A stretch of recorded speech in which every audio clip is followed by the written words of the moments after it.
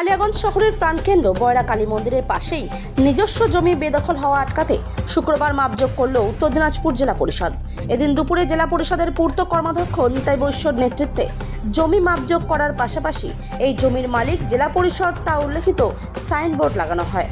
কালিয়াগঞ্জের BLRO Amitabh মিশ্রের উপস্থিতিতে জমি মাপযোগের সময় ছিলেন বিডিও প্রশান্ত রায়, জেলা পরিষদের ডেপুটি সেক্রেটারি সন্দীপ রায়, বাস্তুকার প্রলয় শঙ্কর চক্রবর্তী, জেলা পরিষদের নারী ও শিশু কল্যাণ কর্মাধ্যক্ষ লতা দেব শর্মা, সদস্য রামদেব সাহানি, স্থানীয় পুর কাউন্সিলর মনোজ সরকার প্রমুখ। 41 শতক জমির ওপর এখনও জরাজীর্ণ অবস্থায় পড়ে আছে বহুদিন আগেই বন্ধ হয়ে যাওয়া সেই দাতব্য চিকিৎসালয় ও কোয়ার্টারগুলো। রায়গঞ্জ বালুরঘাট সড়কের উপর অত্যন্ত মূল্যবান এই জমি বেহাত হওয়া আটকাতেই এদিন মাপযোগ করা হয় বলে জানান জেলা পরিষদের পূর্ত কর্মাধ্যক্ষ নিতাই বৈশ্য। আমাদের উত্তর দিনাজপুর জেলা পরিষদ তার একটা অন্যতম জায়গা হচ্ছে কালিয়াগঞ্জ। সেই কালিয়াগঞ্জের মিউনিসিপ্যালিটির ভিতরে জেলা পরিষদের এটা নিজস্ব জায়গা 41 শতক, একদম মা বয়রা কালীবাড়ির সামনেই অত্যন্ত গুরুত্বপূর্ণ একটা জায়গা। 41 শতক জায়গা দীর্ঘদিন থেকে পড়ে আছে। সেই জায়গাটা জঙ্গলে ভরে আছে, পুরনো কিছু ভূতিরে বাংলোও পড়ে আছে, সেগুলো একদম খুব খারাপ অবস্থায় পড়ে আছে, যে কোনো সময় বড় বিপদ হতে পারে।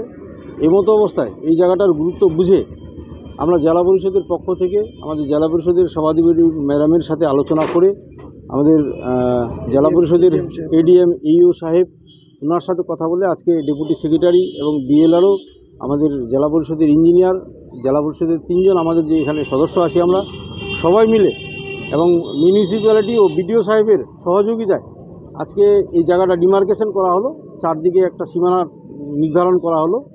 যেহেতু খুব গুরুত্বপূর্ণ এবং অত্যন্ত দামি জায়গা, তাই জায়গাটার ডিমার্কেশনটা খুব জরুরি ছিল এবং সেই ডিমার্কেশন হওয়ার পর এই জায়গাটা যারা মহৎ কাজ করেছেন, ডোনেট করেছেন জেলা পরিষদকে দাতব্য চিকিৎসালয় হিসাবে ভদ্র পরিবার, তাদের আমরা সম্মান জানাই এবং তাদের স্মৃতির উদ্দেশ্যে দাতব্য চিকিৎসালয় একটা রেখে এবং এখানে আগামী দিনে যাতে খুব ভালো একটা কর্মসংস্থানের জায়গা করা যায়, বিশেষ করে অনেক বেকার ছেলেমেয়ের এখানে কর্মসংস্থান রুটি রোজগারের ব্যবস্থা হতে পারে এবং সাথে যদি ভালো কিছু করা যায়, ভবন বা অন্যরকম কোনো বড় বিল্ডিংয়ের ব্যবস্থা করা যায় যেখানে জেলা পরিষদের নিজস্ব ইনকাম হবে এবং সাথে মানুষের কর্মসংস্থান হবে এবং অনেক মানুষের সুবিধা হবে, এরকম চিন্তাভাবনা নিয়েই আমরা এই কাজটাকে কাজে লাগাতে চাচ্ছি। দেখা যাচ্ছে যে এখানে বিভিন্ন স্টেট বাসগুলো রাস্তার উপরে দাঁড়িয়ে থাকে, সেক্ষেত্রে কোনো পরিকল্পনা নেওয়া হয়েছে?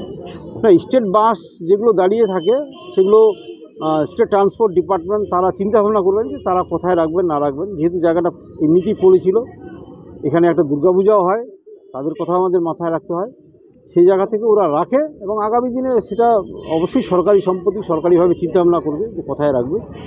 এবং কিন্তু এটা জেলা পরিষদের জায়গা, জেলা পরিষদ আমরা নিজস্ব বোর্ড আছে, সেই বোর্ডে আমরা সিদ্ধান্ত নিব আগামী দিনে এই জায়গাটাতে যাতে ভালো কিছু করা যায়, জেলা পরিষদের যাতে নিজস্ব যে তহবিল বা ইনকাম সেটাও যেমন কি বাড়ানোর দরকার আছে, সেটাও যাতে করতে পারি এবং মানুষের যাতে উপকার হয়, এটাই আমাদের মূল উদ্দেশ্য আজকে।